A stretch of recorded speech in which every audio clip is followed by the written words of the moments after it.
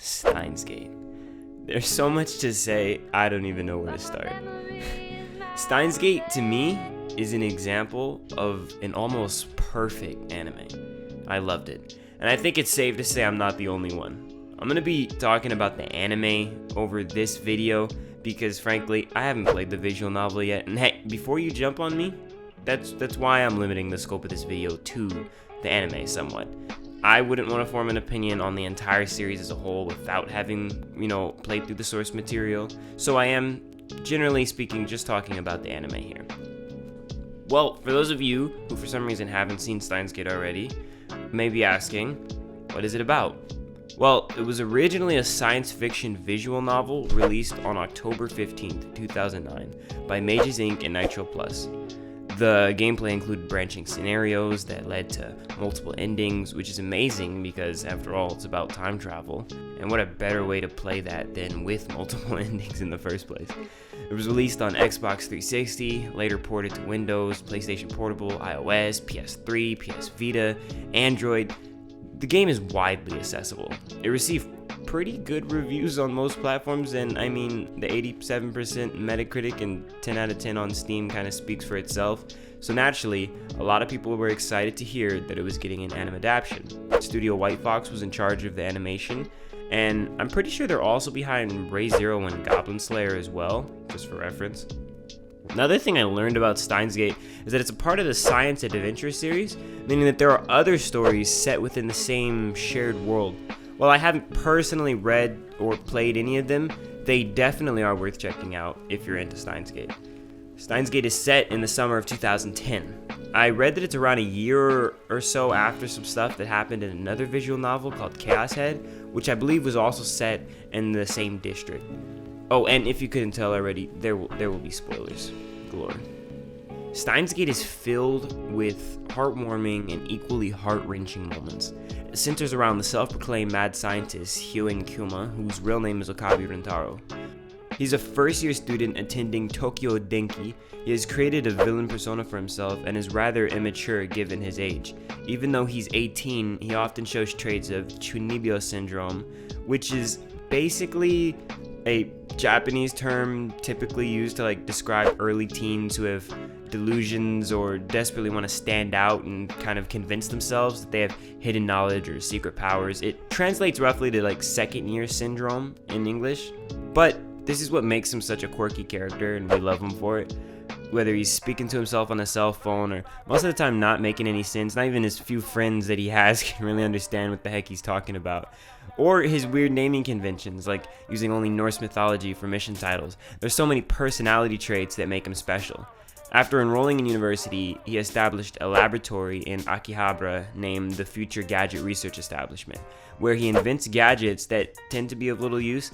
At the beginning of the series, the lab consists of only 3 members, Shina Mayuri and Hashida Itaru, otherwise known as Daru, a genius hacker and a proud otaku. They basically hang out past the time by playing around with their latest invention, a phone microwave, that can be controlled via text messages. The lab members soon face a string of mysterious incidents that lead to a game-changing discovery. The phone microwave can apparently send emails to the past. Depending on the content of these emails, later dubbed emails, history could be altered in drastic ways. The premise is interesting enough, but the execution is what made it a classic. Now, I'm not going to summarize the entire story here because, honestly, that would take a long time. And more importantly, it would be so much better to go and watch it for yourself. And at the same time, Steins Gate isn't anything new. There are hundreds of great videos out there that will break down the timeline and plot beautifully, and that's not quite what I'm here to do. With this in mind, I do want to talk a little bit about why I personally love it so much. What I loved most was how the entire series was devoid of any paradoxes, which is not something you can say about most time travel pieces. There isn't any grandfather paradoxes because the time travel all revolves around multiverse theory, and since the time leap invention doesn't move their physical body, they avoid having characters in multiple places at once. Well, I mean, the time machine that Suzuya uses could do that, but for the most part, they're not using that. All because memories instead are what are being transported through time. And due to this logic, there are very few, if any, inconsistencies in Steins Gate. All of the supernatural elements of this series are explained in detail, from the rules of time travel to Okabe's ability to remember altered timelines because of his superpower, the reading Steiner. As funny as it all sounds, it makes sense, or at least to me. I could see why some people were saying that it was too complicated and didn't really understand what's going on, but I found that if you pay attention, it's not really all that difficult to keep track of everything. Sure, there's some moments where it's a little open-ended and, you kind of are...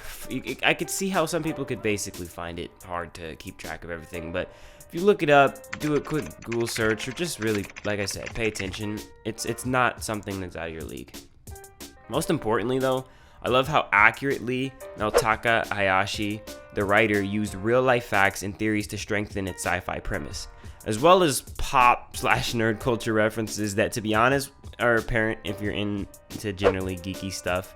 I love how the name D-Mel itself comes from DeLorean Mel, which is the nod to Back to the Future. All of their future gadgets are nods to gaming and film lore. Like Gadget 4 is a smoke bomb humidifier that looks like a claymore mine and is named Moad Snake, inspired by the Metal Gear Solid Rising game. Future gadget number 8, which is basically identical to a lightsaber. Little things like this are cool because it kind of just adds more depth to the story and overall world building in subtle ways. The show is constantly referencing real life technologies too.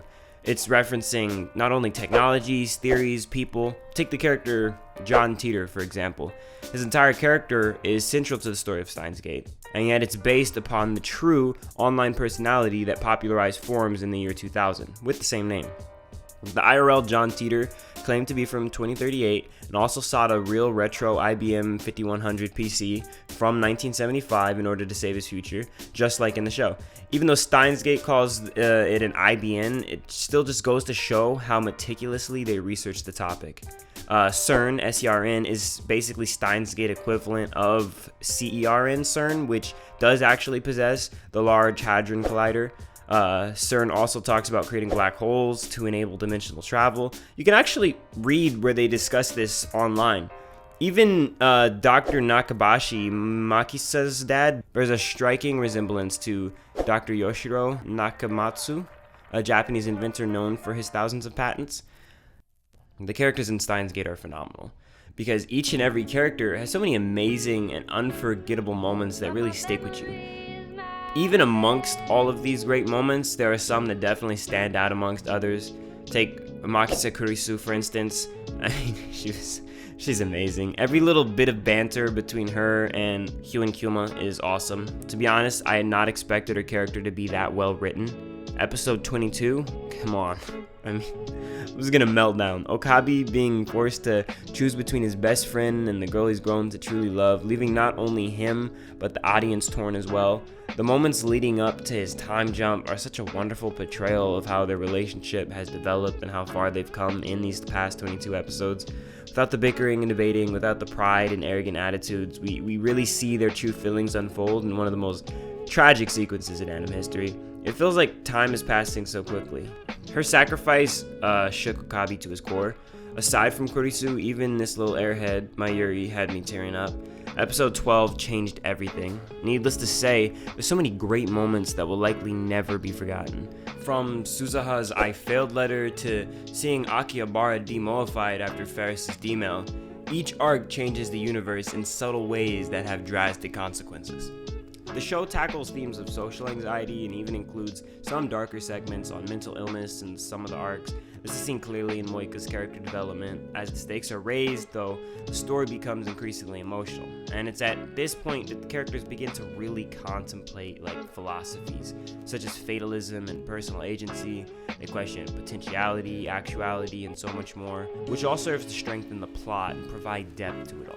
Steins Gate successfully explores predestination, a central route of time travel stories, as well as control, the ability to completely wreak havoc on the timeline. Oftentimes we get stories in which only one type of time travel is possible, a world where no matter what you do, it's all going to end up the same way, or other time travel movies that make it possible to change every little thing about the past. All to say that in my opinion, Steins Gate is one of the most well-written animes of all time, and will go down in my book as a classic. Speaking of which, maybe we should get into visual novels. I don't know. Tell me what you think in the comments. Every time y'all give feedback, I take it to heart and try to make each video better than the last. So thank y'all.